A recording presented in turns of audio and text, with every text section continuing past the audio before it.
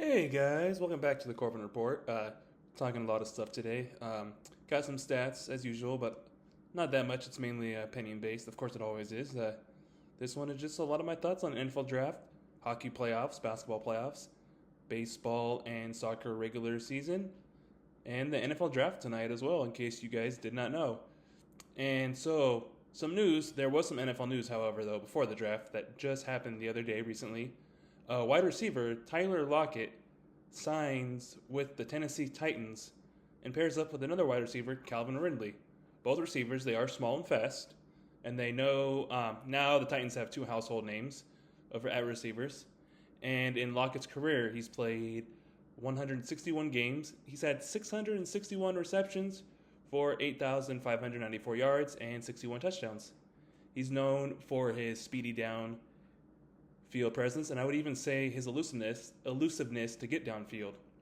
He does have playoff experience and yet to win a Super Bowl, though, and he brings his playoff experience to a young Titans team that is rebuilding and needs plenty of help, in my opinion. In 2024, he played all 17 games. Lockett had 600 yards off of 49 catches and two touchdowns.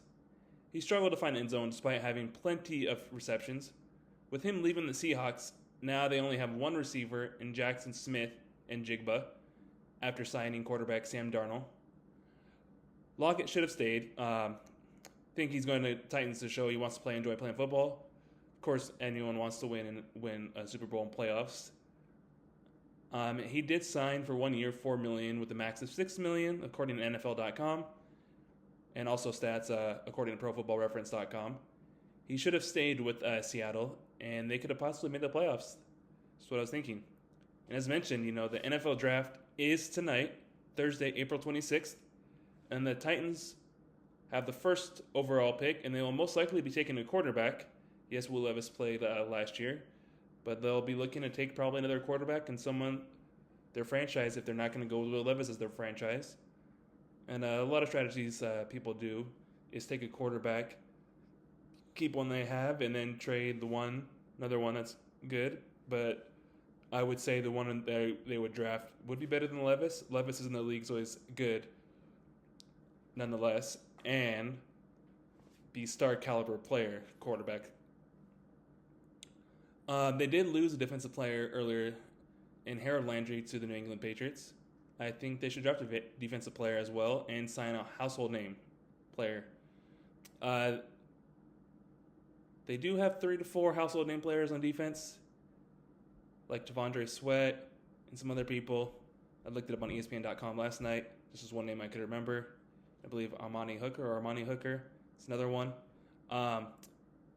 They could use some help with those defensive players mentioned. They do, in this draft, have 8 draft picks. So they got plenty of draft picks. They could even 8 draft picks, including the number 1 overall pick. They could even trade some and maybe get a player, sign someone, so we'll see what happens. And only a few of the bottom teams, which are the top teams in the draft, need a quarterback.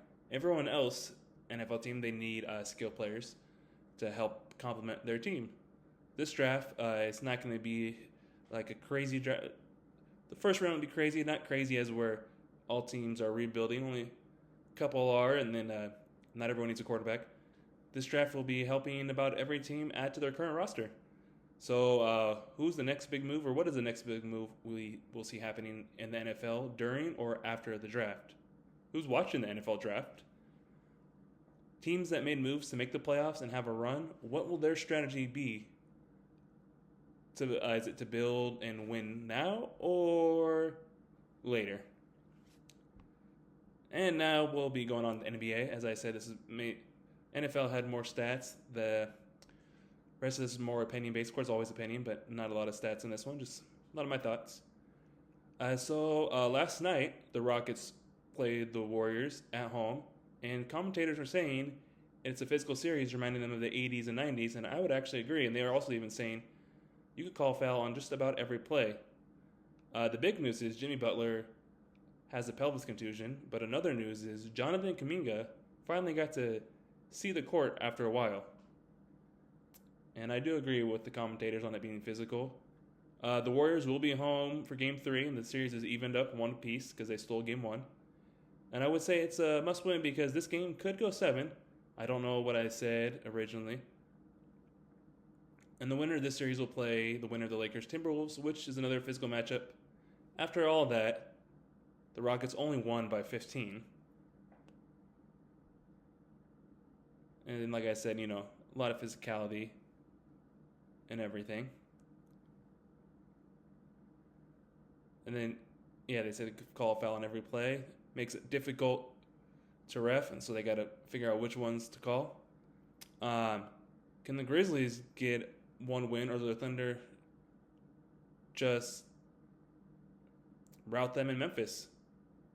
They did good. They got blown out by not by 50 this time. It was by 19. All 3 stars in Morant, Jackson, and Bane had double-digit points. Memphis does need other starters and bench players to score to keep up with the Thunder. Or, the brooms are coming out, I think, and they'll get swept and sent home. Detroit, the Pistons, they're back home after evening up the series 1-1, taking one on the road in New York. Can the Pistons keep up the momentum at home, or are the Knicks just too good? I think this game will be physical, like the Warriors-Rockets. Physicality is back in the NBA, and I do like it. Yes, the refs are letting them play and having to call fouls when they matter, because you can't call everything a foul, otherwise it just ruins the game when it's physical. The league was physical, then it went soft, now it's back physical, which I like. Let's bring this back to the NFL. Who else agrees with that? Now going on to another series happening. The LA Clippers and the Denver Nuggets. The Clippers are at home, and can they hold the Nuggets, or are they too much? Leonard has won a championship, multiple actually, and Denver has won one as well. In the last game, Leonard looked like himself when he was on the Raptors and they won the finals.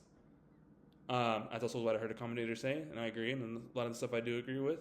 These 2 games are the ones to watch. The Detroit, New York, and the Clippers, Nuggets. And then staying with LA, just, the other team in the Lakers. They're in Minnesota, and they'll need to win one game in Minnesota because they fell in their first game at home, and they need to take back home court advantage. Of course, as a Lakers fan, is what I'd want as well.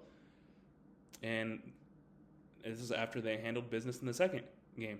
However, don't be surprised if the Detroit-New York game is a rout. I said New York won't go far because they don't play their bench.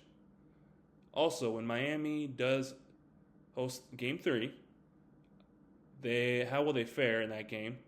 They did lose Game 2, but by single digits. Can they at least get 1 win, maybe 2, and avoid being swept? Now on to another sport. They're in the regular season, not the playoffs. We'll get back to another sport in the playoffs soon. And soccer. Soccer games to look forward to on Saturday. It would be LA Galaxy and Portland Timbers.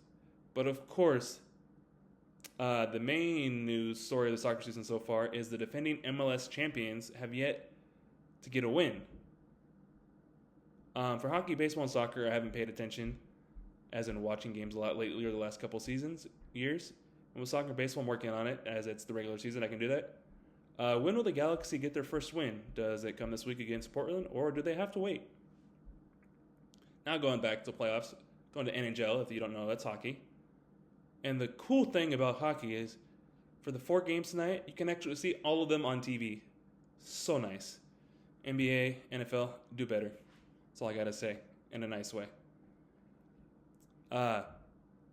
So, the Tampa Bay Lightning, they looked to even the series against the Panthers at 1 game apiece. Toronto, they're looking to build on their 2-0 series lead, and if they win, they have a great chance to sweep Ottawa. Vegas and Minnesota face off tonight, with the winner taking a 2-1 lead. Winnipeg's looking to do the same thing as Toronto and take a 3-0 series lead and look for the sweep. And so now going on to baseball, which is in the regular season. Like I said, I need to start watching some more baseball games based on history and records and schedules and what I've seen, according to NBA.com, or not NBA, sorry, MLB.com. Something that stands out to me right now, based on the standings, is the Detroit Tigers. They are currently first in their division with a 15-10 record, and I don't know the last time they were good. They might be good. I haven't watched them in a good while, but this is one team that's doing good that is surprising me. And then another surprising team that's not doing good, maybe not a surprise because I don't think they've been doing good lately, are the Colorado Rockies, as right now they're the worst team in baseball, and they could use lots of help. Of course, the season isn't over because there's 100 plus games, so anything can happen. Both two teams can flip, but we have to wait to see. The Rockies only have 4 wins and 18 losses, and while I was writing this, they were currently tied against the Royals 4-4. Of course, that could change by now or by the time you're listening and watching this. Something I forgot to mention about the NFL draft is it being in different locations every year now instead of the same places in the past. Not sure how I feel about that. Don't forget, the NFL draft is tonight, Thursday, April 24th. And I believe it is at 6 o'clock Central Time, 7 Eastern, which would be 4 Pacific. And stay tuned for the next episode of the Corbin Report. What I'm thinking about talking about is the NFL rule changes that are being proposed, that are proposed, that have changed or going to change for the upcoming NFL season. Thanks for watching and listening to the Corbin Report. Please follow on all social media accounts, Instagram, Facebook, Twitter, LinkedIn, and YouTube. And subscribe to my YouTube channel, The Corbin Report, for video version of the podcast, and subscribe to Spotify for the audio version of my podcast. If you'd like to share any suggestions, comments, advice, or even questions and topics you'd like to hear, please message me, and you can email me at thecorbinreportpodcast@gmail.com. Thanks for listening and watching. Talk to you guys next time. Bye.